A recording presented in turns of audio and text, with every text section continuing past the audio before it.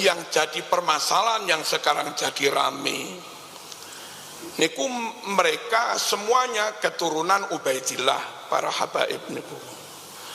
Ubaidillah keturunan Ahmad bin Isa. Ahmad bin Isa itu hidup sedo abad 4. Nah, sejak abad 4 sampai sekian ratus tahun, semua buku nasab mencatat si Ahmad bin Isa anaknya hanya 4. Kok 4? Anaknya hanya 3. Enggak punya anak namanya Ubaidillah. Mbahnya para habaib niku. Paham napa mboten? Barulah abad 9 ditulis kitab Al-Burqatul Musyiqah berdasar mimpi, menulis kitab nasab, ingin punya anak ini, punya anak ini, punya anak ini. Punya anak Ubaidillah itu tadi, nenek moyangnya para habaib. Cuma itu enggak pernah tercatat mulai abad 4 sampai 9, 500 tahun. Loh, 500 tahun gak ono catetane.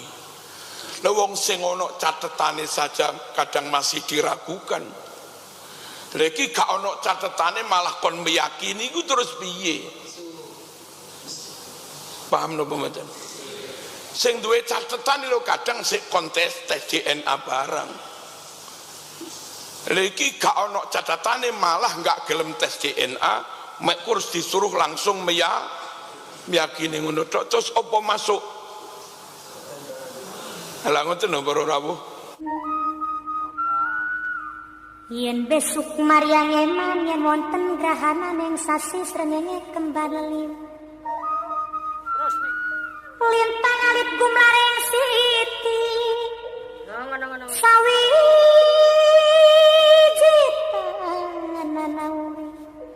sawiji tanana urip mung isun karo sampean mati amung kang swarga. Bismillah walhamdulillah asyhadu an la ilaha illallah wa asyhadu anna Muhammadan abduhu wa rasuluh. Allahumma salli wa sallim ala sayyidina Muhammad wa ala alihi wa sahbihi ajma'in, amma ba'd. Keswahid punyai ingkang minulya seluruh keluarga dalem, para asatid pengurus mugi-mugi sehat sedaya barokah, para kiai, para tokoh masyarakat, para jamaah, para santri, ma'an najah wal falah warahmah wal barakah wassihhah wal afiyah wassuhulah wa husnal aqibah. Amin Allahumma amin. Oh, dhuwur kursine dhuwur. Kursine tipis. Oh, makane. Hadirin harlah NU, kula kepingin sedaya niki semakin mantap di NU, enggak goyah apapun kondisi dan keadaan jamaiyah. Harlah NU, saya tetap berusaha berikhtiar desmundi kita yang mungkin sempat agak sedikit jauh dari NU kembali kepada Nahdlatul Ulama. Akidah Asy'ariyah Maturidiyah, bukan yang lain-lain. Fikih pun secara umum madhab Syafi'i dan enggak boleh sampai keluar dari madhab 4. Itu yang ditetapkan Hadratus Syekh Mbah Hasyim Asy'ari. Notoati thariqah, nderek thariqah Mu'tabarah yang sanadnya lewat Imam Junaid Al-Baghdadi, lalu thariqahnya boleh Asy-Syadzili, boleh Syekh Abdul Qadir Al-Jilani atau Qadiriyah, boleh juga Syekh Ahmad Bahauddin An-Naqsyabandi atau Naqsyabandiyah, atau thariqah lain yang mungkin cabang dari itu. Enggak boleh berthariqah di luar yang mu'tabaroh.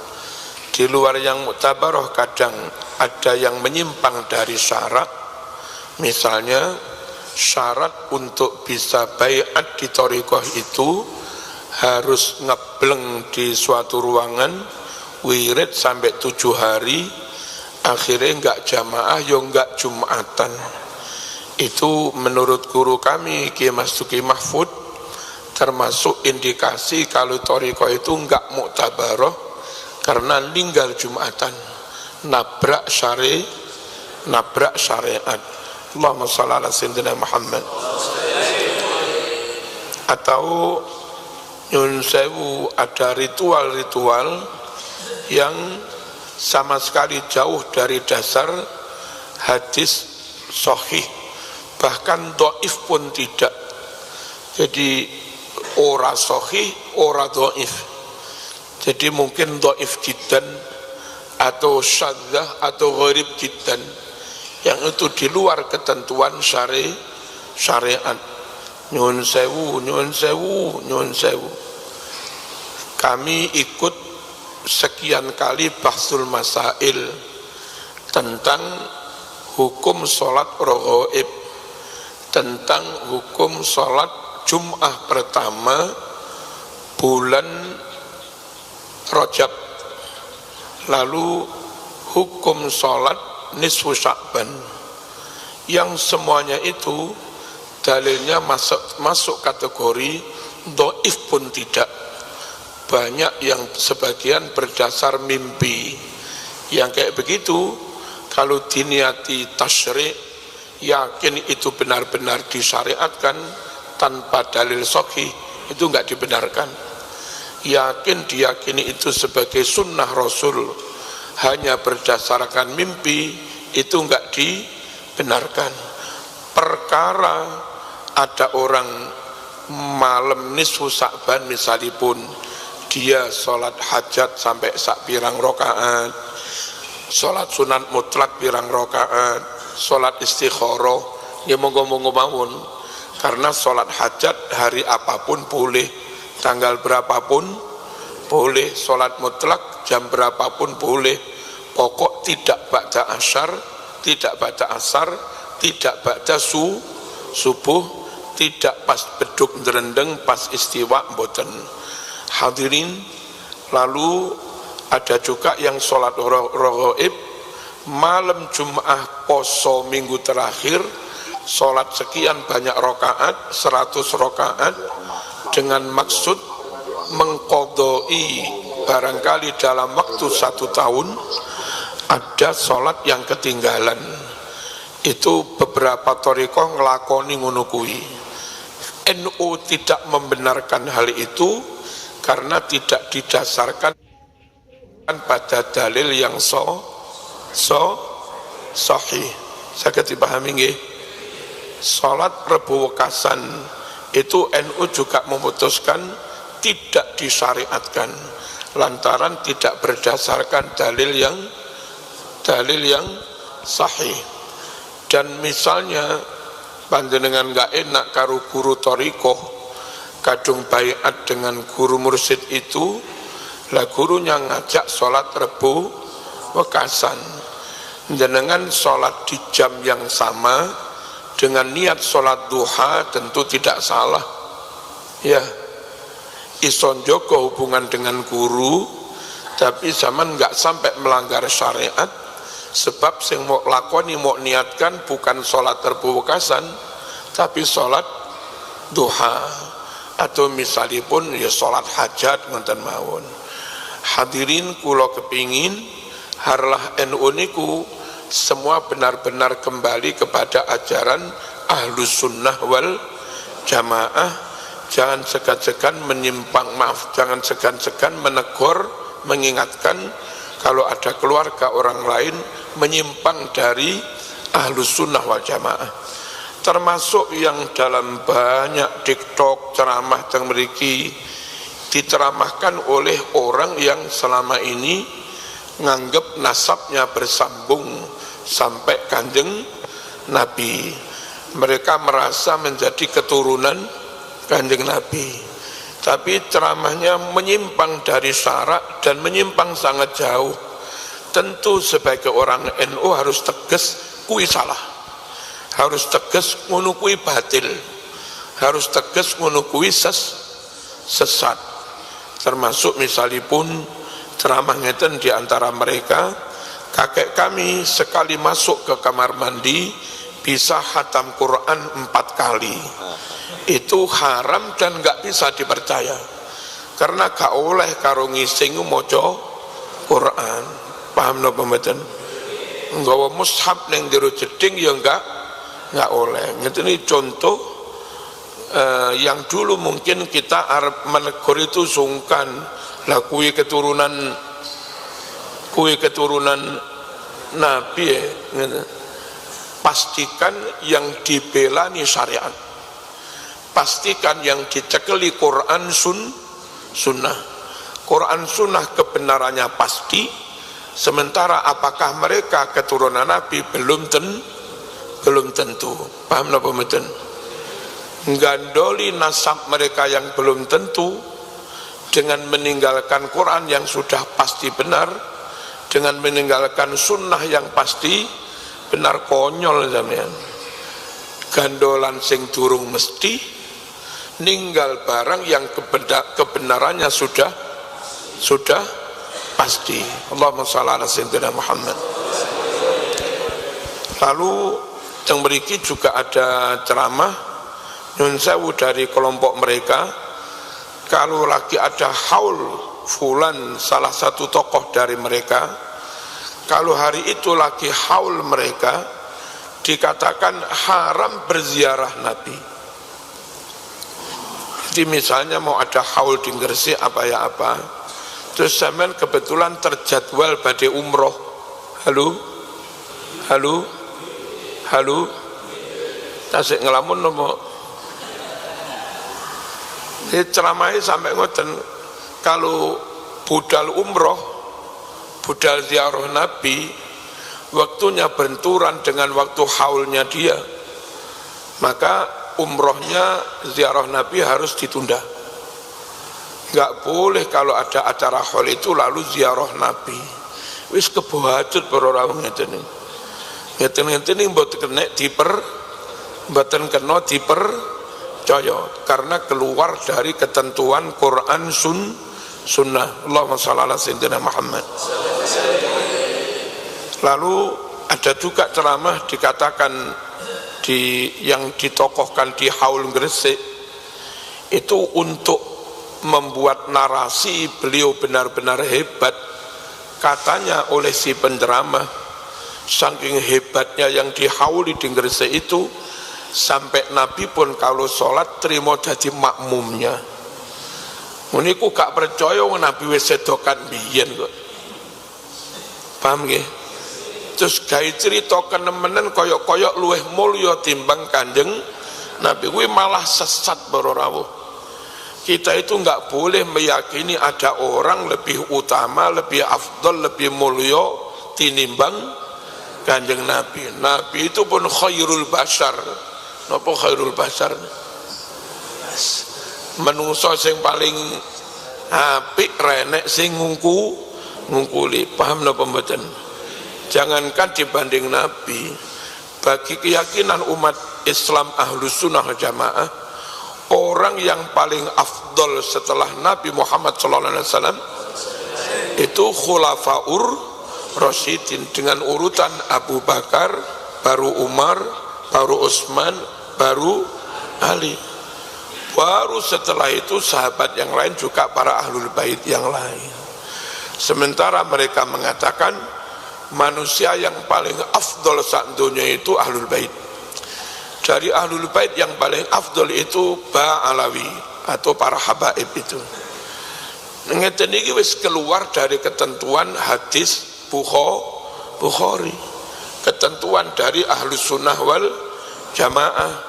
Yang di hadis Bukhari Nabi dawuh, khairul quruni qarni tsummal ladzina yalunahum tsummal ladzina yalunahum. Sebaik-baik generasi yang hidup bersama saya, yakni para sahabat. Setelah itu generasi setelah saya, tabi'in. Setelah itu generasi setelah tabi'in, sapa? tabi'in tabi'in. Kuwi generasinya imam madhab. NU nyantol kepada madhab, nderek madhab, itu nderek generasi terbaik urutan ketiga. Generasi terbaik urutan ketiga berdasar lesannya Nabi sendiri, itu manut generasi yang sebelumnya tabi'in. Tabi'in manut generasi sebelumnya sahabat, sahabat bendino jamaah karo Kanjeng Nabi. Paham napa mboten? Ngono kuwi keyakinane NU, ngono kuwi keyakinane Ahlus Sunnah wal Jamaah. Sing ora ngono kuwi ra usah ngaku NU, ngruwet-ngruweti. Halo. Sing ora ngono kuwi ra usah ngaku NU, ngruwet-ngruweti. Ayo dalam hal ini benar-benar menjadi Ahlus Sunnah wal Jamaah seperti yang digariskan Mbah Hasyim Asy'ari. Allahumma shalli ala sayyidina Muhammad. Lalu kenapa Ahlus Sunnah? Apa beda Ahlus Sunnah dengan yang lain? Ahlus Sunnah yang secara umum madhab 4 itu punya prinsip semua hadis asalkan sahih diterima. Imam Syafi'i dawuh, idza sahhal hadisu fahuwa madhabi. Asal hadis itu sahih, yaitu yang jadi rujukan pegangan madhab saya. Iku Ahlus Sunnah ngoten niku. Apakah hadis itu riwayat Ahlul Bait? Apakah hadis itu riwayat sahabat? Pokoknya sahih diterima. Nah, punya prinsip menerima semua hadis pokoknya sahih. Ini prinsip yang Qur'ani, yang tidak itu kurang manut pada Quran. Mana perintahnya Quran? Wa ma atakumur rasul fakhudhuh wa ma nahakum anhu fantahu. Apapun ajaran yang telah diberikan Rasul kepadamu, halo, kok nyawang wedang? Pun ngeten mawon. Pun. Apapun ajaran yang disampaikan Rasul padamu, kata Quran ini, perintah Quran, fakhudhuh, ambil semua. Berarti wong berislam kayak Syiah itu salah, menyalahi ayat ini. Di mana salahnya Syiah? Syiah punya prinsip hanya menerima hadis riwayat Ahlul Bait dan menolak hadis riwayat sahabat. Padahal Quran perintai ambil semua. Mu'tazilah salah. Mu'tazilah punya prinsip mau hadis Bukhari, mau hadis Sahih Muslim, kalau enggak masuk akal tolak. Itu Mu'tazilah. Lah ngono ku ya salah. Sebab Quran mengamanatkan fakhudhu, ambil semua. Paham napa mboten? Berislam koyok model Khawarij Wahabi itu juga salah. Mereka secara umum terima hadis riwayat sahabat, tapi banyak hadis riwayat Ahlul Bait yang ditolak oleh Wahabi, yang ditolak oleh kaum Khawarij. Lah kuwi juga salah. Sebab amanat Quran fakhudhu, ambil semua. Maka monggo tetap nderek Ahlus Sunnah wal Jamaah yang punya prinsip menerima semua riwayat hadis, mau dari riwayat manapun diterima, pokoknya menerima semua riwayat hadis, pokoknya sahih. Imam Syafi'i yo ngoten niku, Imam Maliki yo ngoten niku, Imam Hanafi sama, terima semua hadis asalkan sahih. Cuma malih dari 4 madhab yang sama-sama Ahlus Sunnah wal Jamaah, itu yang dipilih oleh ulama-ulama Jawa, yang dipilih oleh Wali Songo niki madhab Syafi'i. Mengapa yang dipilih madhab Syafi'i? Madhab Syafi'i itu lebih nyata, lebih realistis dalam mewujudkan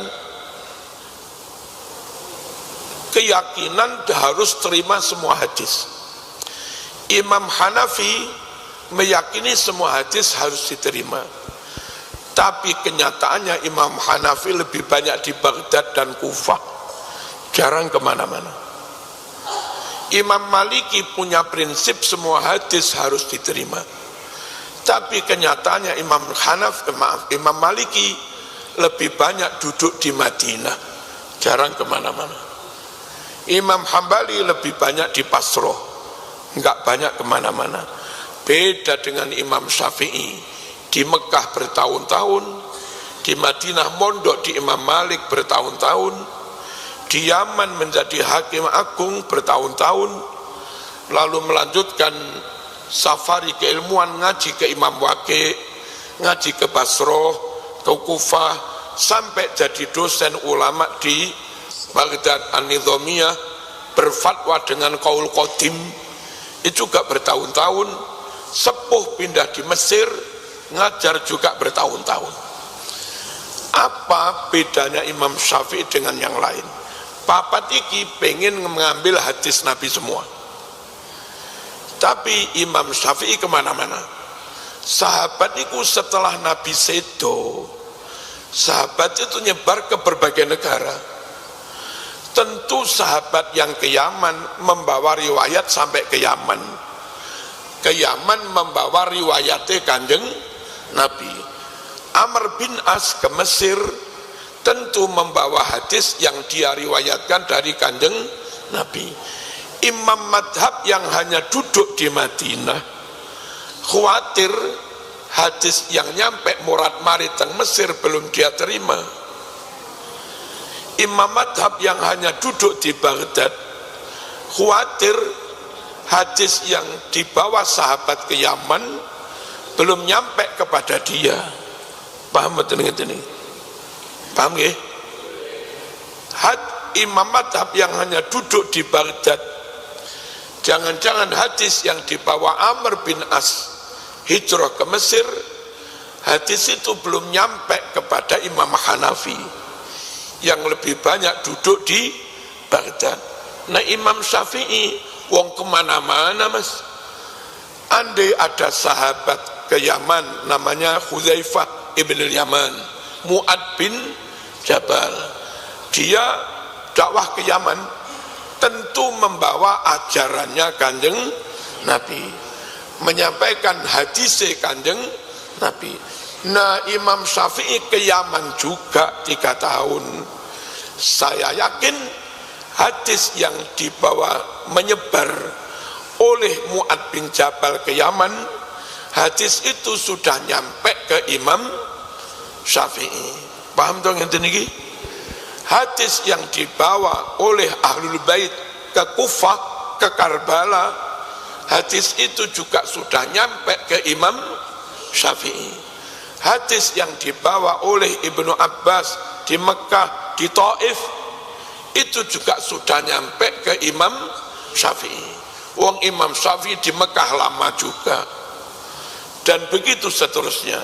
Hadis yang dibawa Amr bin As ke Mesir, wong Imam Syafi'i bertahun-tahun ngajar di Al-Azhar Mesir, maka hadis itu juga sudah nyampe ke Imam Syafi'i. Imam Syafi'i yang punya prinsip semua hadis diterima, dan real dia kemana-mana ambil hadis, kemana-mana ambil hadis, maka pilihan bermadhab Syafi'i insya Allah memilih madhab yang koleksi hadisnya lebih lengkap. Paham napa mboten? Niki lho para rawuh NU nu milih sak milih gak ngawur, milih sak milih enggak, pokoknya orang ngono kuwi ngawur ae. berdasarkan pertimbangan yang realistis, nyata dan jujur. Tulus kepingin mengambil riwayat selengkap-lengkapnya. Tapi NU juga tidak mau dengan sufi gulat. Napa sufi gulat ini? Wong lebih fokus pada wiridan mawon. Kurang memperhatikan ilmu, kurang valid dalam hal meriwayatkan ilmu, kurang akurat dalam meriwayatkan ilmu. Pokok ono amal iki lho amalno apik amane. Iku lho amalan apik amane. Wis gak urus iku ono dalile ta ora gak urus wis. Pokok jereno amalan yo di amane. Sufi gulati ngoten niku. Halo. Halo. Nanti pegangannya ndamel kitab Dardir dan yang lain-lain. Kitab mujarobat yang banyak didasarkan mimpi niku wau. Ngoten niku NU nggih mboten purun. NU itu kepingin hadisnya lengkap, dalilnya lengkap, jangan ada dalil yang terbuang. Tapi NU juga kepingin akurasi yang luar biasa, kepingin validasi yang luar biasa. Opo gunane lengkap tapi sak resek-resek mok gawa kabeh. Ngoten lho. Lah iso yo lengkap yo fix bener. Lengkap, clear dan clean. Apa kuwi? Lengkap selesai verifikasi validasi jarh wa ta'dil dalam bahasa ilmu hadis.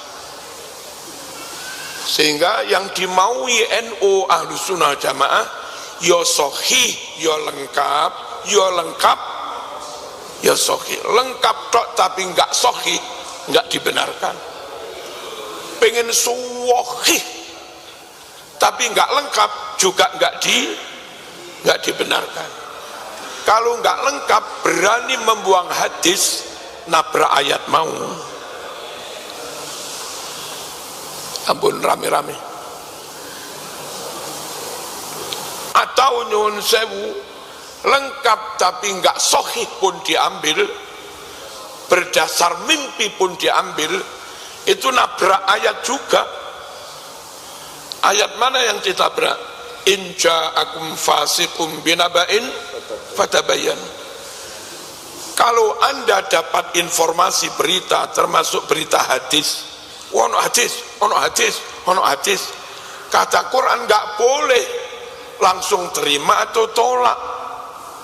Fatabayanu harus dilakukan klarifikasi, harus dilakukan pelacakan, harus dilakukan penelitian, harus dilakukan verifikasi, validasi untuk meneliti hadis itu benar-benar ada apa tidak, matannya, kontennya, isinya bertentangan dengan Quran apa tidak, riwayatnya, sanadnya bersambung apa tidak, masing-masing perawi orang siqah apa bukan, orang yang bisa dipercaya atau tidak. Kalau riwayatnya bersambung urut sampai Nabi, masing-masing perawinya orang siqah semua, orang yang benar-benar bisa dipercaya, barulah hadis itu selesai verifikasi, lolos verifikasi, disebutlah namanya hadis sahih.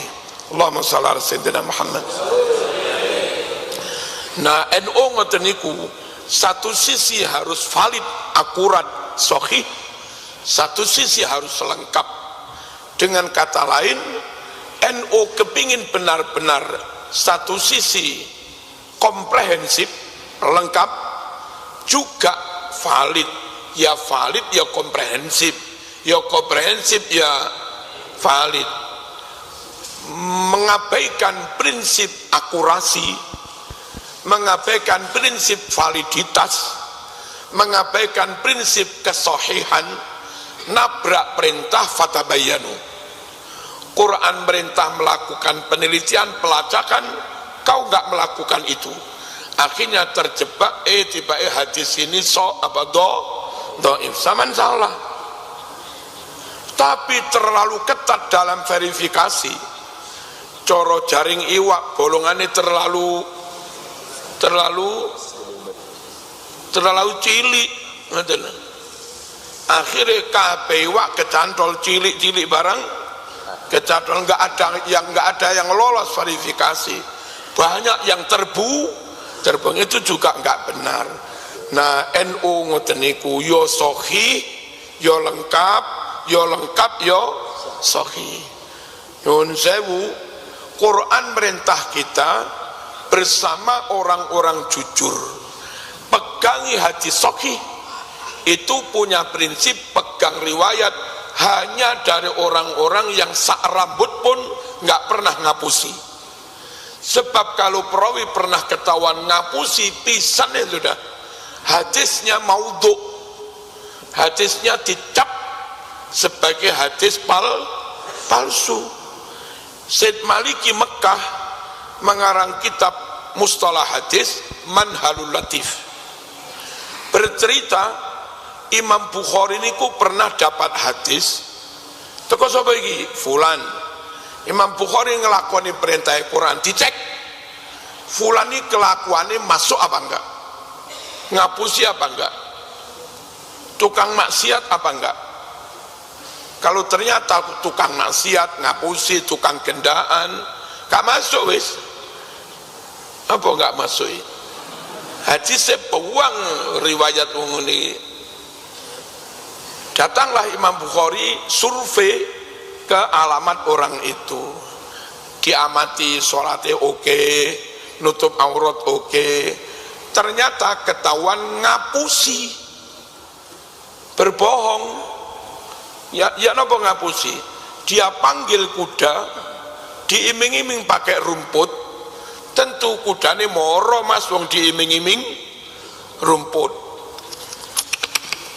Barang kudane moro, rumputnya gak sido diwehne, dibuang.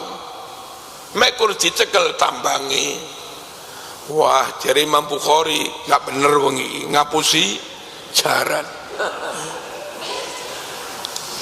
Ngapusi jaran itu hadisnya ditolak oleh Imam Bukhari, dicap sebagai riwayat yang palsu. Kenapa? Quran perintah, ya ayyuhalladzina amanu taqullah wa kunu ma'as shadiqin. Hei wong-wong sing padha iman, sira kabeh bertakwa kepada Allah, lan kowe kabeh harus senantiasa bersama orang-orang yang jujur saja. Menerima hadis dhaif berarti kamu menerima orang yang tidak jujur. Halo. Menerima hadis palsu berarti kamu bersama orang yang tidak jujur. Nabrak Quran mas. Wa kunu ma'as shadiqin. Wa kunu lan podo dadiya sira kabeh. Dadi iku ma'as shadiqin, bareng sartane wong-wong kang podo jujur. Paham napa mboten? Praktek konkret dalam berislam bareng orang jujur itu satu komitmen. Riwayat kalau enggak sahih enggak diterima, riwayat kalau enggak dari orang jujur enggak diterima. Bayangkan Bukhari itu bermadhab Syafi'i, Muslim juga bermadhab Syafi'i, Baihaqi juga bermadhab Syafi'i. Ahli hadis itu top itu rata-rata bermadhab Syafi'i, yang punya prinsip harus sahih. Itu ngapusi jaran mas, hadisnya dicoret. Berapa banyak kadang ustadz ngapusi mbok tuwek.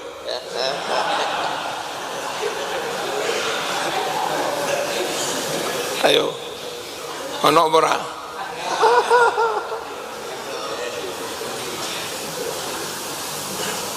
Wis ora kena diterima ngene fatwane. Wong wani ngapusi.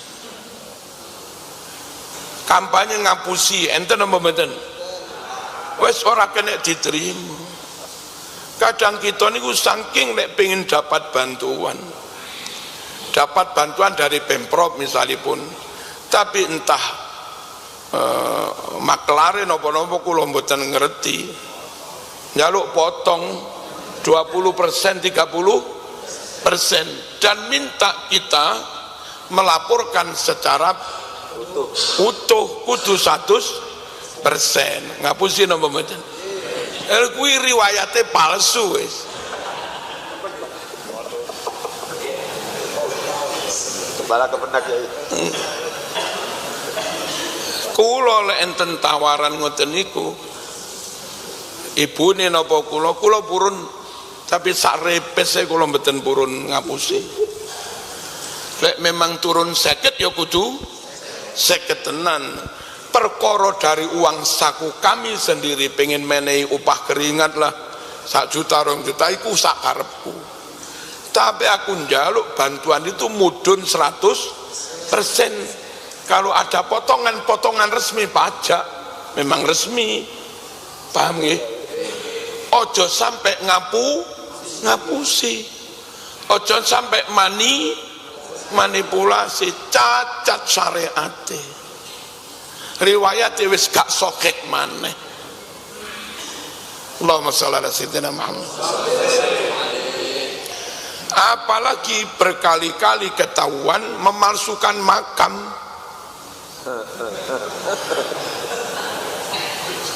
Uang memalsukan makam masih kau ikuti kemursitannya, bodoh sampean.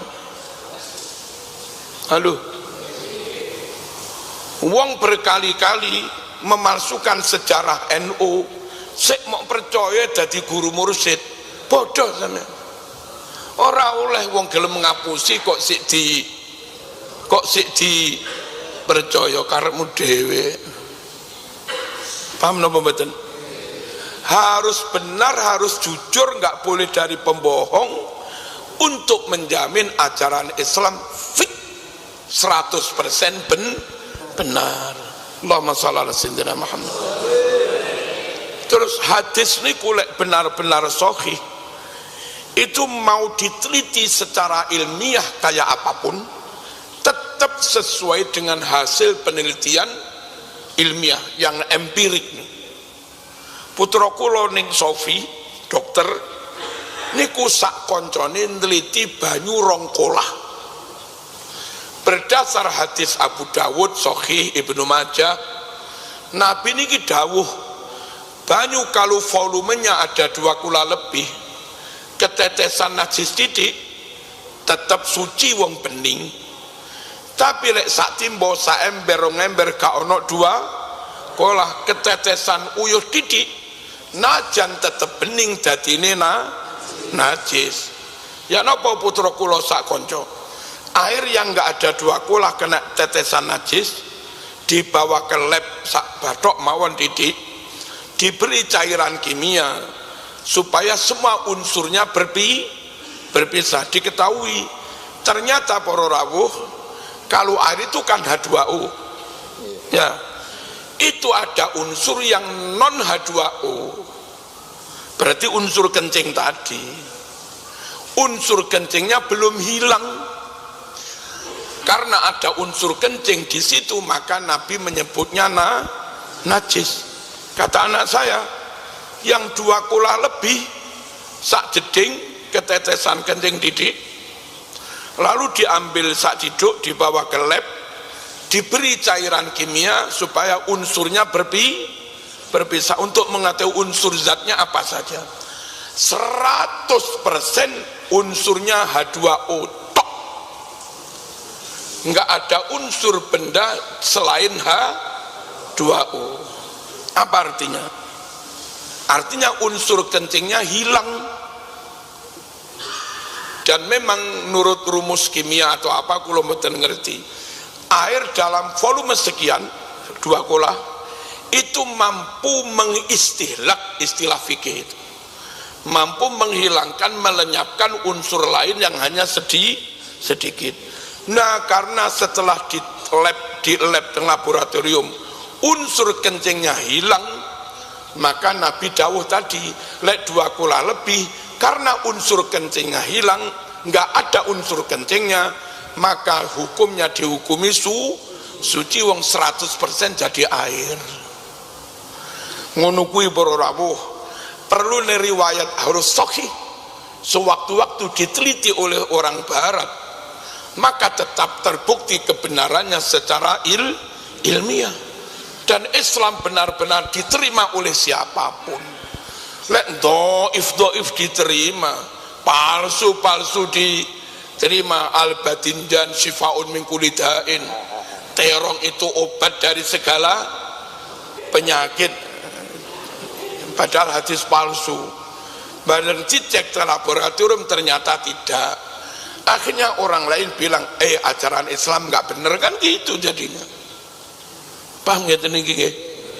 Mohon kita NU hanya menerima yang sahih, menerima riwayat yang sahih, dan manut kepada kiai yang selama ini konsisten berucap kebenaran, menyampaikan kebenaran. Nyun sewu, analisanya akurat banget. Si kiai itu di samping menguasai berbagai kitab, dia sendiri juga cerdas banget.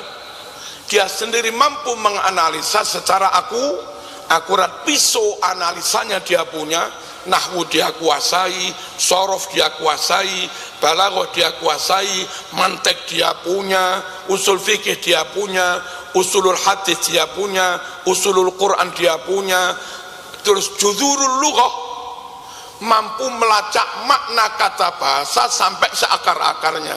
Lho kiai ngono kuwi lho para rawuh sing kena dipercaya. Lamun kiai ngono kuwi rabi loro telu dan enggak pernah ngapusi mbok tuwek, kuwi sing dipercaya. Lek wani ngapusi mbok tuwek ya ora kena dipercaya. Maudhu dawuh palsu. Allahumma shalli ala sayyidina Muhammad.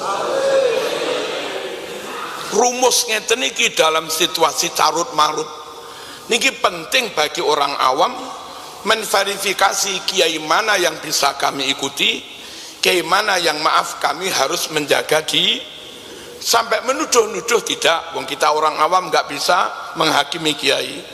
Cuma kan ada tanda-tanda ini bisa diikuti, ini nggak bisa diikuti. Paham tuh ngeten niki nggih? Allahumma shalli ala sayyidina Muhammad.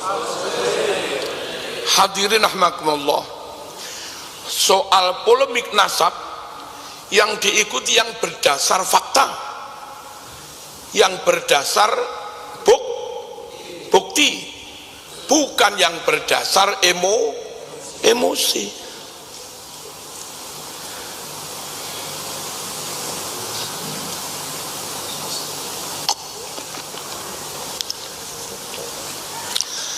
Kenapa Kiai Imad dan kawan-kawan sampai akhirnya mengatakan fulan ini yang selama ini dianggap keturunan Nabi? Menurut Kiai Imad itu bukan keturunan Nabi. Satu, sama nojo fanatik, Nabi itu bongsone Mekah. Nah, orang-orang yang datang ke Indonesia lalu menyebut dirinya keturunan Nabi itu bangsa Yaman, berjarak kira-kira 1.500 kilo. Halo, Nabi sukune Quraisy. Orang-orang itu sukunya ada At-Tamimi, ada Qahtani, ada Al-Habsyi, ada Hadrami dan yang lain. Orang-orang itu bongsone karo Nabi bedo, sukune yo bedo. Paham napa mboten iki? Lalu Nabi margane Al-Hashimi, Bani Hashim, buyute Mbah Hashim, namanya Hashimi. Lah wong-wong kuwi margane ada yang As-Saqqaf, ada yang Al-Aidrus, ada yang Al-Haddad, ada yang Al-Attas, tapi gak ono yang Al-Empuk lho ya.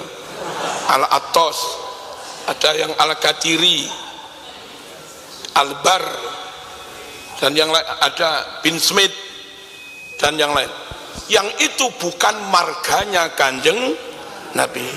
Paham napa mboten? Terus pundi cara menyatakan secara faktual bahwa itu benar? Wong sukune beda tapi keturunane, wong margane beda tapi keturunane. Halo? Nah itu harus dijawab dengan bukti. Kami memang Yaman Kiai, kami memang Jawa Kiai, tapi meskipun dengan Nabi beda bangsa, berdasar bukti yang tercatat secara urut, ini punya anak ini, punya anak ini, punya anak ini, sampai kami memang ada catatan. Nah kita itu masih bisa menerima orang berbangsa beda katanya keturunan Nabi, tapi memang punya catatan bersambung. Paham napa mboten? Kalau sukunya beda, catatan nggak punya, terus kita dikongkon percaya niku yo angel ngoten. Itu pun kita masih bisa percaya kalau ternyata di tes DNA-nya sik nyambung. Nabi itu sukune Quraisy. Orang-orang Mekah yang Quraisy yang hari ini ada itu haplogrupnya kalau tes DNA J1. Andai orang-orang yang selama ini ngaku keturunan Nabi tes DNA-nya J1, berarti orang itu Quraisy gitu loh. Paham toh? Krono podo Quraisy katanya keturunan Nabi masuk, apalagi plus punya catatan nasab urut mulai zaman Kanjeng Nabi, plus tes DNA-nya juga Quraisy J1, meskipun urip neng Sido Arjo, ya kita percaya lek kuwi keturunane Nabi. Lah sing repot iku menolak tes DNA, mengharam-haramkan tes DNA, catatan enggak punya, sukune beda. Halo, zaman sakniki berdasar enggak manut, enggak barokah lho, wong wis rawedi ora mesti nanya mana buktinya. Kulo teng kampus ada aliran macam-macam, berpendapat macam-macam, ada yang NU, Muhammadiyah, PKS, macam-macam teng kampus, ada HTI.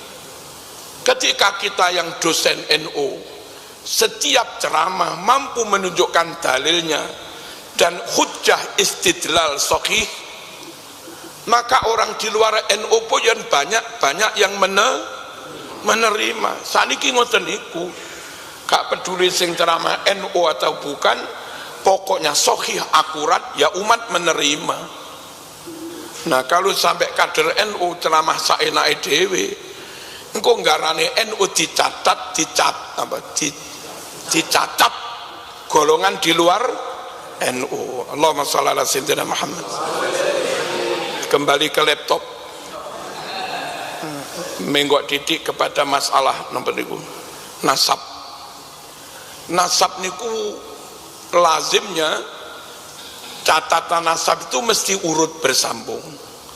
Gus Wakid niki nggak ada kumpulan reuni keluarga napa mboten? Bani Hasbullah tahu beres.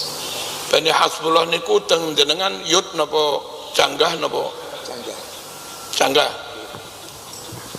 Saniki kan enten catatane fulan iki putune apa Mbah Wahab punya putra niki punya putra niki punya, kan enten sedaya.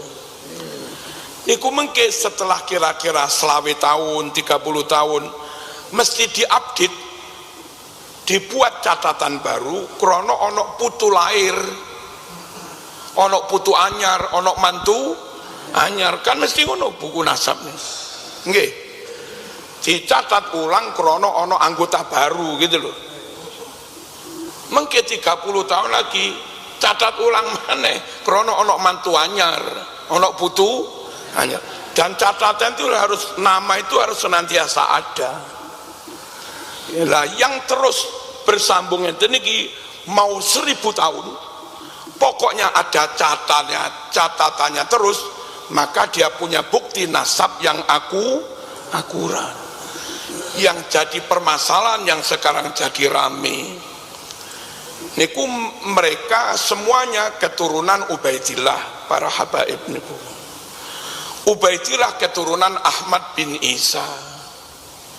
Ahmad bin Isa itu hidup sedo abad 4. Nah, sejak abad 4 sampai sekian ratus tahun, semua buku nasab mencatat si Ahmad bin Isa anaknya hanya 4. Anaknya hanya 3. Enggak punya anak namanya Ubaidillah. Mbahnya para habaib niku. Paham napa mboten? Barulah abad 9 ditulis kitab Al-Burqatul Musyiqah berdasar mimpi, menulis kitab nasab, ini punya anak ini, punya anak ini, punya anak ini, punya anak Ubaidillah itu tadi, nenek moyangnya para habaib. Cuma itu enggak pernah tercatat mulai abad 4 sampai 9, 500 tahun. Loh, 500 tahun gak ono catetani. Wong sing ono catetane saja kadang masih diragukan. Lagi gak ono catetane malah kon meyakini iku terus piye? Paham napa mboten? Sing duwe catetan lho kadang sik kontes tes DNA barang. Lagi gak ono catetane malah gak gelem tes DNA, mek kurus disuruh langsung meyakini ngono tok. Terus apa masuk? Lah ngoten lho para rawuh. Wis kula Gus Wahid. Hari ini moro-moro kula Gus Wahid ngaku kami keturunan Sultan Babullah Ternate. Dia wafat tahun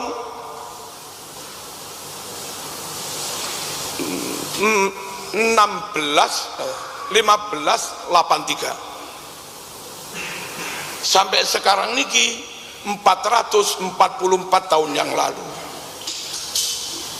tanpa ada catatan. Semoro-moro ngaku aku keturunan Sultan Babullah, kacek 400 tahun luwe tanpa catatan. Dan Gus Wahid sama Sultan Babullah beda suku. Sukune enggak podo, tes DNA-nya enggak podo, catatan enggak punya, terpisahkan waktu 400 tahun lebih. Percaya sama? Percaya sama? Iku lo mas gak iso percaya. Lah saiki karo nabi ku tahun hijriah 1447. 1447 hijriah. Lalu orang ngaku-ngaku tanpa catatan. Kayak suku nih ya beda, tes DNA enggak mendukung. Lah ngono sampean percaya iku dalane teko. Halo. Lalu kadang tiang ngeten iki. Nyuwun sewu. Ki fulan itu lo enggak mempermasalahkan. Ki fulan lebih top timbang Marzuki itu enggak mempermasalahkan. Kenapa Marzuki arek winginane kok celometan? Ada ilmu yang sifatnya doktrin. Hadis yang ini terimonen, ayat yang ini terimonen, fatwa kiai di bidang syariah yang berupa, yang bersumber dari Quran sunnah, dipahami, diijtihadi oleh ulama, maka kita yang awam niku lebih terima kiai yang lebih top daripada kiai sing cekederan. Tapi kalau masalah fakta, bisa-bisa guru SMP lebih akurat dawuhnya tinimbang kiai. Contoh, ono kiai dawuh iki haram, kita pondok gede dawuh iki haram, Alasannya mengandung apa? Guru SMP, guru kimia, sik mas, tak cek dhisik neng lab, ada apa enggak unsur zat yang menyebabkan ini haram? Lalu dia bawa ke lab berkali-kali dites, enggak ada unsur zat yang menyebabkan haram. Berdasar fakta, guru SMP ini dawuh enggak haram mas. Kiai sing kita pilih yang 5 lemari enggak pernah ngecek di lab, dawuh haram berdasar doktrin. Dalam hal ini mana yang dipegangi? Paham napa mboten? Enten kiai gede dawuh ngene lho carane gawe pentol sing enak, tapi nyatane enggak tahu gawe pentol. Ahli di bidang fikih tapi enggak ahli di bidang pentol. Sing sitoke mung bakul bakso, duduk kiai gede tapi bakul bakso dan terkenal pentole enak. Dek dawuh ngene lho carane gawe pentol sing enak. Sampeyan percaya sing ndi? Ojo sembarang-barang, harus ke situ. Dilihat masalahnya apa. Paham napa mboten? Ono kiai gede dawuh, alas bangunan ngene iki beres mas. Tapi ada nomor insinyur sipil nggak bisa mas. Nanti ini akan dipakai jamaah santri jumlahnya sekian selama sekian tahun, bobotnya santri sekian itu sekian, bentangannya sekian meter, dan cor-coran itu dalam waktu sekian tahun kekuatan dayanya berkurang sekian. Hitung-hitungannya insinyur bangunan. Akhirnya insinyur bangunan dawuh wesine kudu sakmene mas. Lalu kandele cor kudu sakmene mas. Campurane semen sakmene, koral sakmene, wedi kudu wedi Lumajang mas. Sakmene mas. Sing sitok kiai tok malah ngene gak apa-apa wis.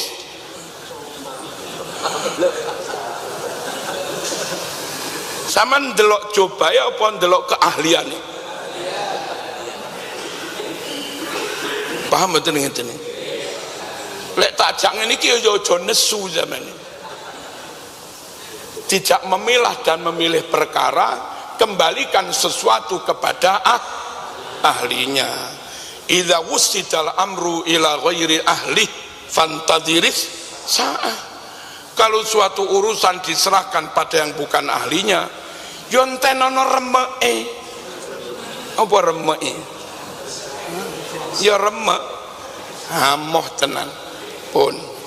Hadirin rahimakumullah, untuk urusan ke-NU-an, fikih, nahwu shorof, usul fikih, kembalikan kepada siapapun yang paling alim, yang paling amanah, yang paling istiqomah, yang paling jujur.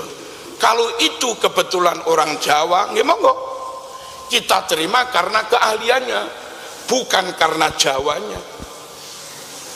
Kalau itu kebetulan keturunan Cina, ya nggak masalah. Kita terima karena kealimannya, bukan karena nasab Cinanya. Kalau itu kebetulan Tretan Dibik Madura, ya kita terima karena kealimannya, bukan karena kesukuannya. Kalau itu kebetulan orang Saudi, keturunan Yaman, dan top memenuhi syarat tadi, ya kita terima karena yang bersangkutan memenuhi syarat. Dan kita enggak beda-bedakan. Syed Maliki kita terima karena top. Halo, Syed Ismail Al-Yamani kita terima karena top. Ngoten niku gitu. Bener beda-beda. Dan kalau ada yang tidak memenuhi syarat, lalu enggak jadi rujukan.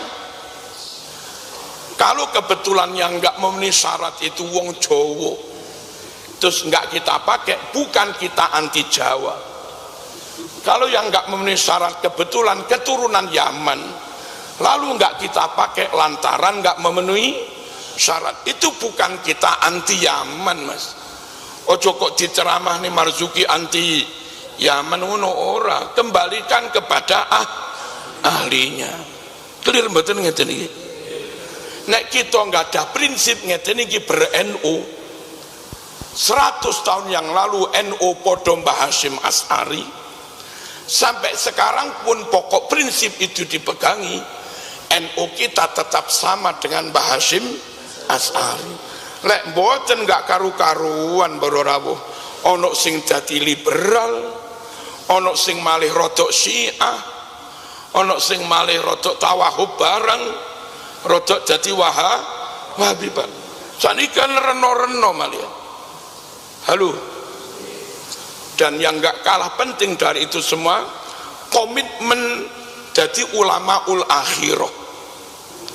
Ulama akhirah itu di samping ngalim tenan, kumpul komitmen dengan ulama yang podo-podo jujure, podo-podo khosyatullah, plus nyun sewu mboten kedonyan dalam arti tidak memperalat ilmu agamanya untuk menumpuk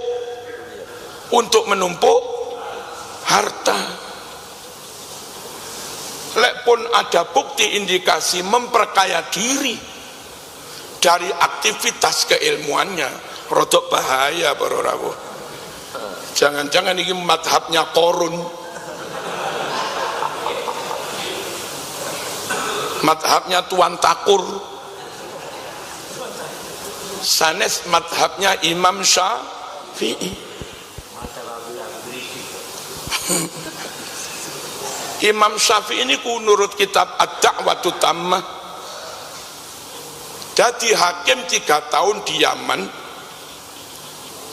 niku gajine seripis pun sak dinar pun nggak dimakan, dikumpul nih sedoyo, pulang 100% disodakohaken, terima gaji yes, tapi tidak untuk memperkaya diri. Niku Imam Syafi'i. Lah terus sing ditetopo yang didahar, cari sumber yang lain. Kenapa enggak mau makan gaji sebagai hakim agama? Hakim agama itu wong pegatan dok, wong pegatan dok, wong pegatan dok. Nah 1000 kali ngetok palu, 1000 kali membuat senang sing menang, membuat senep sing kalah. Hakim agama yang ngono kuwi berkali-kali menyakiti hati orang yang kalah. Imam Syafi'i takut khawatir yang kalah sing loro ati besok ngugat teng akhirat. Makane gajine sedekahne kabeh wis oleh ngugat. Ki lho, gajiku tak sedekahne, ganjarane pen ngono wis. Iku jan ulama tenan kena dadekne panutan, tidak menjual agama, tidak memperalat agama untuk memperkaya diri. Paham napa mboten? Kula panjenengan nyuwun sewu suwan Mbah War Mansur ngaturilah 500.000, Mbah Uda Ploso ngaturi 500.000, Mbah Ubab Sarang ngatusi 500.000. Mboten rugi Para Rawuh. Beliau-beliau mengelola pesantren sing wis wakaf. Dan kiai manapun sing ngelola pesantren, begitu imtihanan akeh alumni nyangoni, sing kepikiri mesti alhamdulillah kena nggih tuku material. Wis ngono kuwi wis. Dan bangunannya di atas tanah wakaf. Alhamdulillah iso bayar tukang. Mboten rugi Para Rawuh. Sing ngene iki lho kena didadekne panutan. Lamun disangoni umat jatuhnya nang ngene bangunan pondok. Jatuhnya paling nambahi gaji guru ngaji. Lelek tokoh bolak-balik mau undang sekali sholawatan 100 juta. Halo. Ono ora? Ono ora? Terus enggak duwe pondok. Arep nggih apa dhuwit sakmono kae? Kula ya mboten ero. Sing dipanuti niku ulama akhirat. Di antara tondo-tondo ulama akhirat leteng Jawa niku ulama sing nyun sewu gelem kesoro-soro ngopeni santri. Nenek dudu ulama akhirat wegah para rawuh jadi pengasuh pesantren ini kesel rapate iso turu, masalah akeh, engko ana sing tukak macem-macem. Kula niku ketika ana sing curiga, wah kiai badine akeh ya. Saiki kon lakonono dadi kiai. Teng Lirboyo warung dekatnya Mbak War Mansur niku 3.500 Mas. Sak piring. Warunge Mbah Yai atau keluarga dalam. Dan wareg. Jadi bocah telu niku mek kursi sekitar 10.000 Mas. Wareg kabeh. Lek buka warung sak piring 3.500. Lawe yo pantes ngirisi tempe yo rada kandel. Ora kok sak silet ya. Niku kira-kira kiaiku golek bathi apa golek perkara?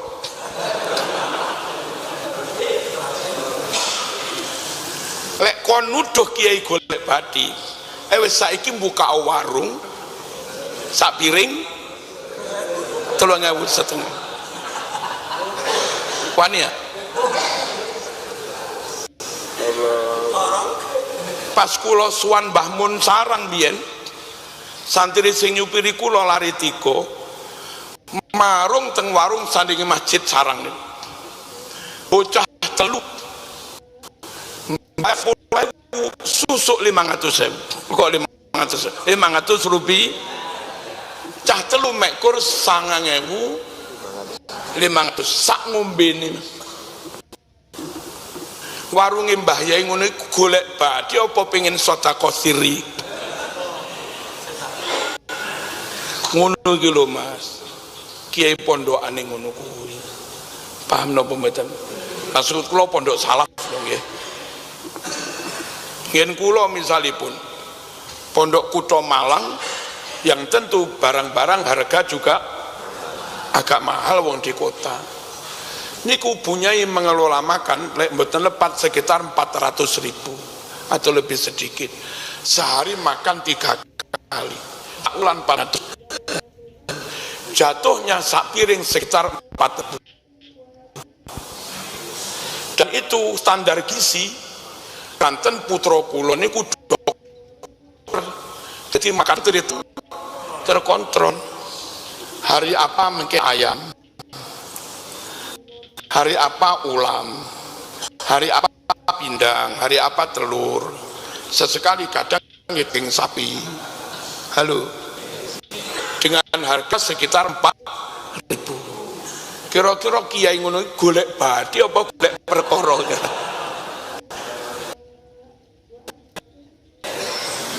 Ngene iki lho Mas. Kadang wong awam isih curiga, wah penak dadi kiai bane. Allahumma sholli ala sayyidina Muhammad. Usum pilpres Mas, ngempet. Orang lain begitu gampang alur ngidul jadi tim sukses. Oleh 50 juta, oleh 100 juta. Kiai sing nunggu santren mikire, nek mau duit ngono kuwi barokah ora santriku. Ngoten niku. Akhirnya pilih megeng napas para rawuh. Wong jenenge menungso roh kancane oleh 200 juta ya rada melet lho irunge. Tapi krana ngempet khawatir santrine gak para pilih mboten nrimo para rawuh. Lah koyo ngene iki lho apa abote dadi kiai. Paham napa mboten? Mbiyen kula oleh tawaran gedung nopo sekitar 8 M. Tapi supaya dukung salah satu calon. Tetep kula mboten purun para rawuh. Satu Nek kiai nemen-nemen berpolitik, lah santri jamaah kan pilihannya macam-macam tuh. Engko nggarakne jamaah niki wegah. Wis wegah aku ngaji ning kono apa beda. Akhirnya pilihannya ngayomi semua. Ngayomi semua dengan resiko gak sido Air.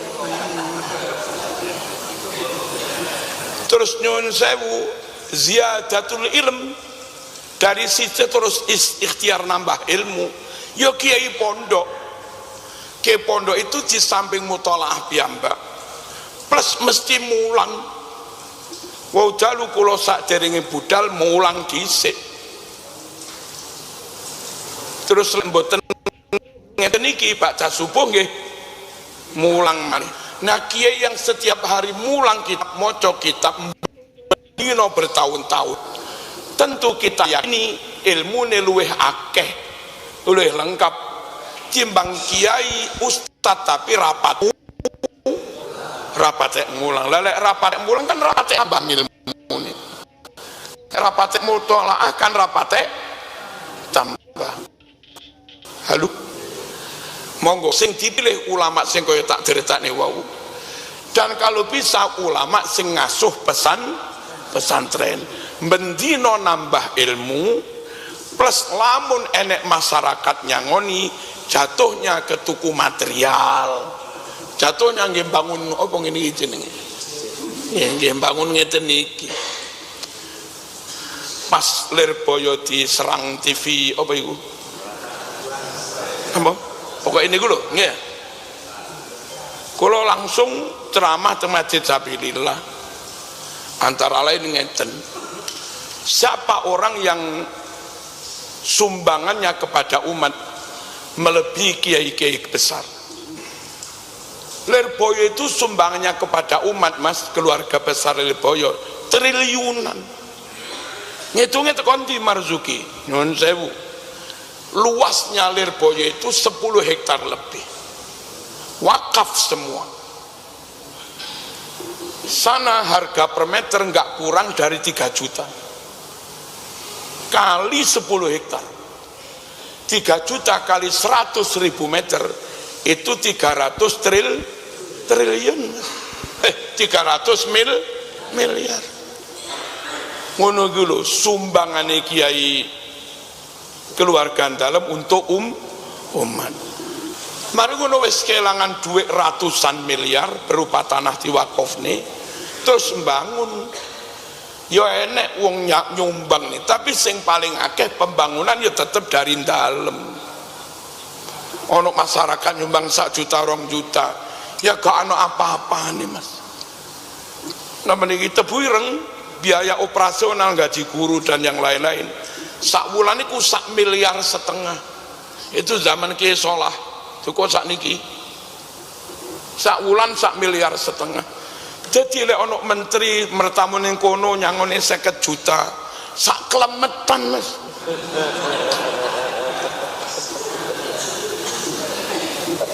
Oleh sangu 50 juta, gaji guru 1,5 miliar.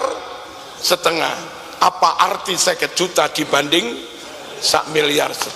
Lah ngono lek kadang umat wartawan sempat mutu thread nulis penak dadi kiai 50 juta. Coro niki duduk kiai, kula jawab matam. Tapi krono kula kiai yo enggak gelem mas ngucap matam.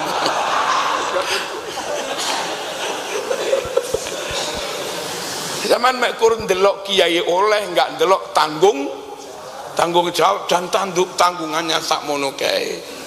Niku sik biaya operasionalnya belum yang lain. Kados kula kiai cilik-cilik ngeten iki. Sakniki lagi bangun masjid 9 miliar dan wakaf mas. Namanya wakaf, duit lebokne ya wis bukan milik pribadi. Dan kula tetep ndamel rumus iki Mas Duki Mahfud. Ndamel rumus mbah kula, gak oleh njaluk-njaluk. Perkara ana wong moro-moro pakai keris ngirim ya urusane. Tapi mboten oleh kula ndamel proposal teng bupati, teng gubernur mboten oleh. Jadi ngantos sakniki pun sekitar 6 miliar, selembar pun belum pernah ada proposal keluar. Ngono iku lho Mas, abote dadi kiai ini. Ngono kadang sik diarani yo pancen pangeran iku gampangne tekane rezeki. Dilalah kiai-kiai ngono kuwi ndelalah lho dongane mandi. Krana masyarakat ngerti lek kuwi dongane mandi, sing pengin sawahe payu yo njaluk donga. Engko sawahe payu terus kadikei. yo ono sing ngekeki yo ono sing ora. Oh yo ora oleh njaluk. Ono perawan tua gak payu-payu yo njaluk donga. Nang ngono kuwi. Halo. Nah kuwi teko pangeran kabeh kok moro-moro dongane mandi. Allahumma shalli ala sayyidina Muhammad. Sekitar 2 minggu yang lalu kula ngaos teng Jawa Tengah. Oh dan deres dalu-dalu. Munggah donga diwaca peret langsung terang. Mari ngono sik diuji maneh. PLN-e mati pisan. Peteng kula ndonga tawasul karo sing duwe NU Mbah Hasyim As'ari. Aneh keramate Mbah Hasyim aja main-main karo NU. Iki saksine kathah, santri sing nyupiri dadi saksi. Iku mik iku iso muni Mas. Peteng dedet PLN mati itu mik iso muni. Ya nopo ngoten. NU di tetap NU lho nggih. Tenan para rawuh, tenan. Allahumma shalli ala sayyidina Muhammad. Yang paling akhir nyun sewu, barangkali ada sedikit perbedaan di intern NU. Pastikan yang didereki nyun sewu kiai sing ngalim tenan, kiai sing gak neko-neko, kiai yang tidak bermain-main, kiai yang bukan pemain. Wis urusane ngurusi agama, mulang dakwah wiritan, amar ma'ruf nahi, wis niku wis. Sing dimanuti kiai sing ngene iki. Nek kiai yang pinter bermain, wah iso mencolo putra, mencolo putri, iso mulah mal, iso isuk dele sore, iso berorawu, wong liya dirangkul koncone dhewe disikut iso. Kalau pemain, halo, sing jujur di depak, sing khianat dirangkul iku iso lek pemain. Siapapun yang menguntungkan posisinya dirangkul, meskipun sakjane nggak bener nurut syari. Lah ngene iki lek mau dadekne panutan bar zaman buyar. Nggih napa nggih? Nggih. Di mana kula nyun sewu ceramah, misalipun contoh-contoh kiai yang bisa dan layak dijadikan panutan, misalipun rumiyin Mbah Jamal tambah beras, halo biyen pas tasik sugeng, terus Mbah Dimyati Rejoso, wis penggaweane ngurusi thariqah, ngurusi agama niku. Lek Lirboyo ya golongane Mbah War Mansur, Mbah Kafabi, biyen Mbah Aziz, Peloso Mbah Uda sakniki. Lah kiai-kiai ngoten niku mikire mung siji ngurusi agama mawon. Lamun teko ning acara istana, sesekali itu pun bukan karena dia jadi tim sukses, ya krana diundang menghormati presiden, mboten neko-neko. Lah nderek kiai sing ngene iki lho, insyaallah selamat. Lek dadak tahu jadi tim sukses, kakean perkara niki mungkin. Paham nggih? Sing dadi tim sukses cek alumnine mawon. Jamaah kiai kersane dadi tim sukses, tapi kiai ini ojo dadi tim sukses. Sampun para rawuh, kula kepingin sedaya balik tenan teng Nahdlatul Ulama, yakin terhadap madhab Syafi'i karena ngoten niku wau. Terus sekedar bukti 1-2 kalau nderek madhab Syafi'i niku bener tenanan, boten salah. Imam Syafi'i niku secara umum kiai NU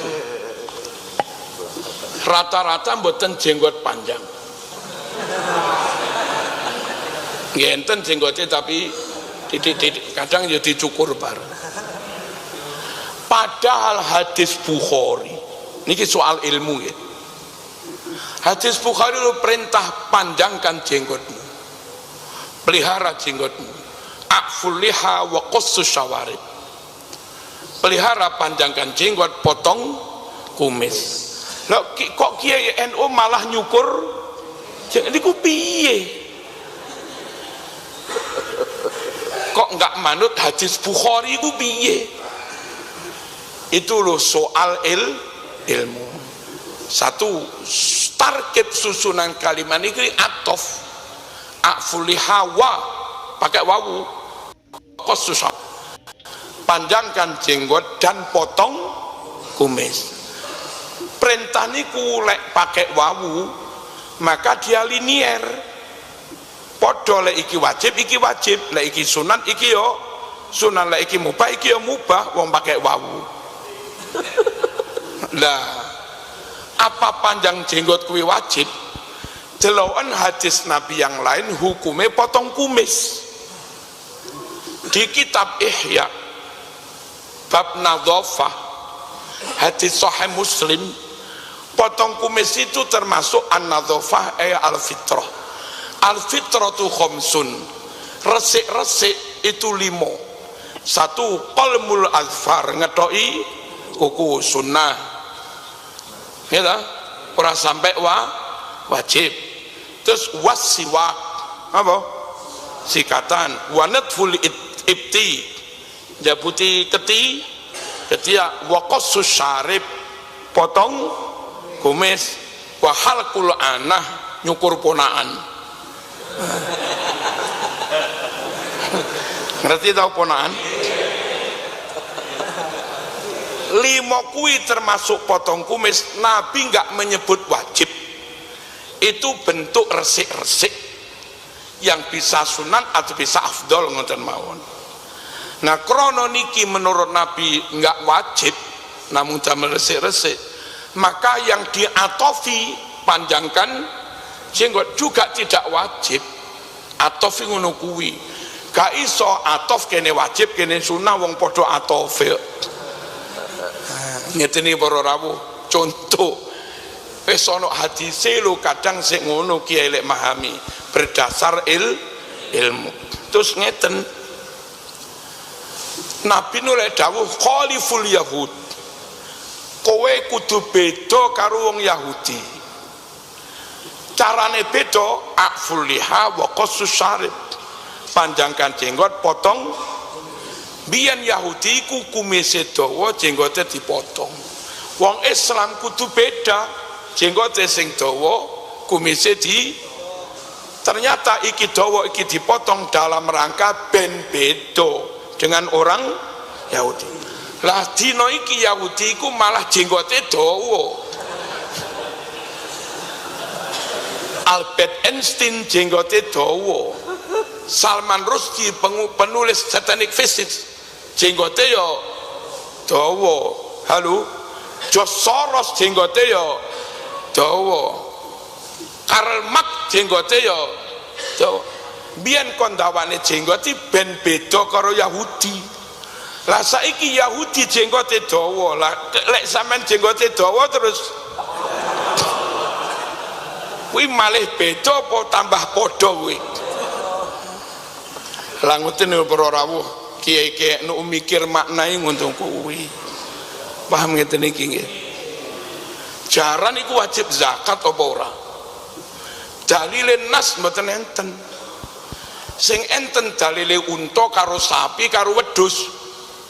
sapi unta wedhus tirosi nabi wajib zakat. Enten malih dalile khimar keledai dalam hadis Bukhari, khimar enggak wajib dizakati. Lah jaran iki ora disebut. Jaran iki melok sapi unta berarti wajib zakat. Nopo melok keledai khimar berarti enggak wajib zakat. Niku Imam Syafi'i berfatwanya pakai wawu atof. Di Quran penyebutan kuda itu bareng atof dengan unta sapi.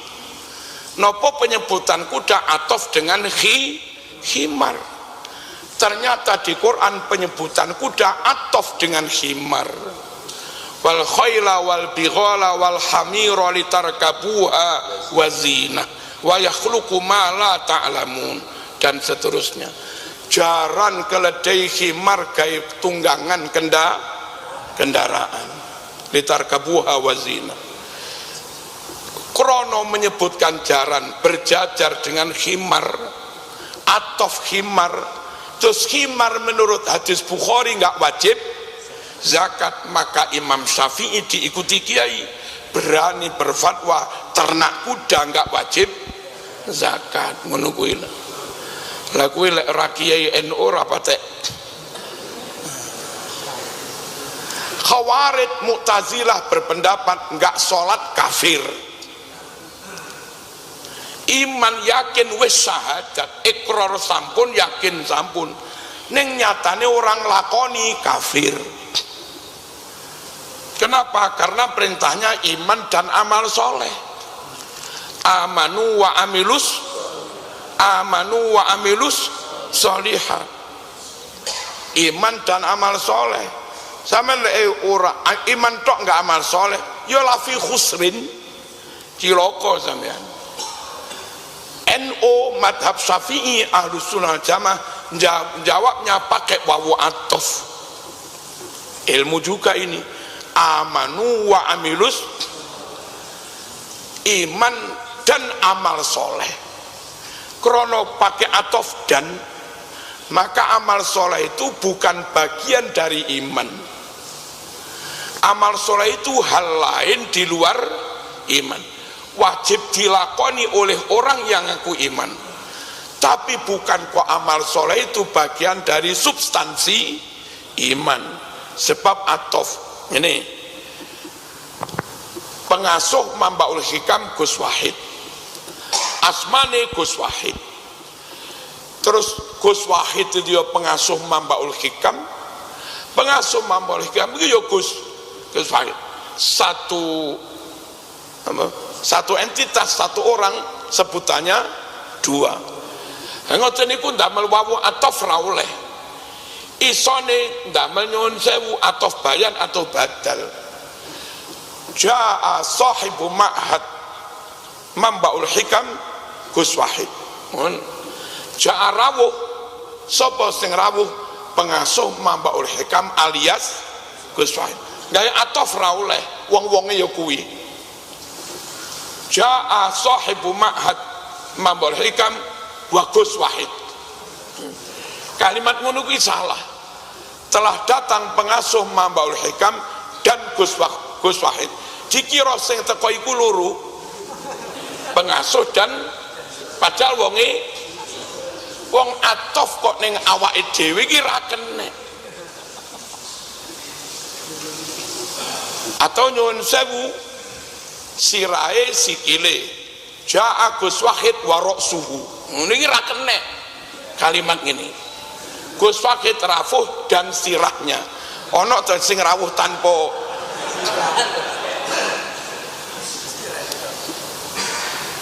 Nah, orang Mu'tazilah yang nganggep amal soleh bagian dari iman. Lek enggak amal soleh imane batal. Niku mboten ngerti atof niku wau. Iman dan amal soleh, amanu wa amilus. Krono kalimat amal soleh itu atof kepada iman, maka amal soleh itu hal lain, punya makna diri punya wujud sendiri. Iki iman, iki amal soleh diatofni, niki marzuki, niki Gus Wahid diatofni. Ojo marzuki karo ceramah mau atofni.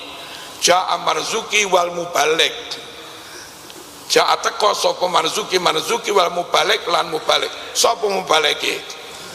Ya marzuki kuwi. Niki kalimat nggak bener ngene.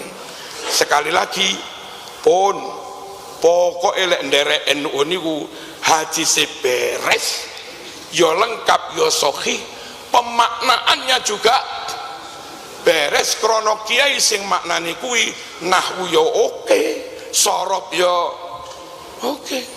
Hadis teng Bulughul Maram yuharrik asbu'ahu. Tahiyat niki judeng menggerakkan driji apa menggerak-gerakkan. Hadis yuharrik. Orang di luar NU makna ini menggerak-gerakkan. KNU illallah ngoten mawon cukup digerakkan sekali illallah. Nggih.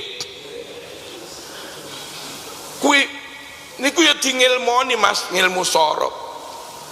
Wazan fa'ala yufa'ilu harroka yuharriku. Kuwi lek sulasine lazim, maknane dadi mutaaddi. Contoh fariha bunga, farroha yufarrihu bungahake, kharaja metu tambah tasdid, kharaja yukhariju mengeluarkan, nazala turun tambah tasdid, nazala yunazilu menurunkan. Nggak usah dimaknai menurun-nurunkan. Halo, harika obah tambah tasdid, harroka yuhariku maknane ngobahake. Nggak perlu dimaknani ngobah-ngobahake. Lah ngono iki lho Mas. Padha wong NU merujuk pada hadis, ustadz di luar NU merujuk pada hadis. Bedane kiai NU ngerti nahwu sorop lakon ora patek ngerti. Dari NU lho ya. Awas gak melo NU.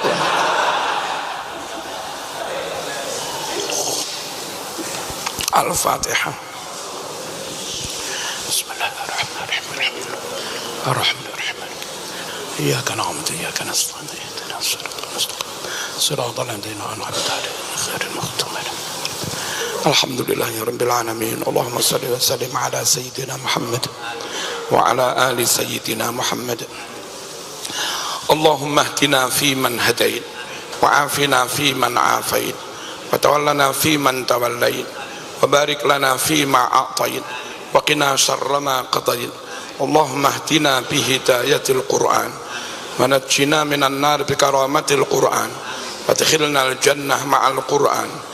Allahumma ij'alil Qur'ana lana fid dunya qarina wa fil qabri munisa wa fil qiyamati syafi'a wa 'ala as-sirati nura wa fil jannati rafiqa wa minan nari sitra wa hijaba wa ila al-khairati kulliha dalilan wa imama.